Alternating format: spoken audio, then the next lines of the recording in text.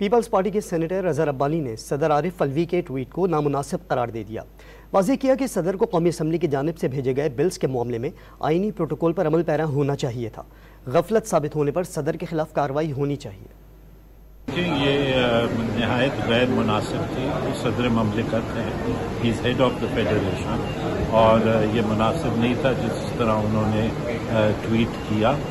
ان کے پاس آئینی راستہ موجود تھا آرٹیکل 75 کا، اگر ان کا ان بلز کے ساتھ اختلاف تھا، جیسے ماضی میں انہوں نے دیگر بلز پہ آبجیکشن لگا کے واپس پارلیمان کو بھیج دی ہے، اس بل کو بھی وہ اسی طرح کرتے ہیں۔ یہ کیا بات ہے کہ سائن بھی نہیں کرنا چاہ رہے اور کچھ کہنا بھی نہیں چاہ رہے اور کہہ رہے ہیں کہ جی ہاں بس واپس بھی۔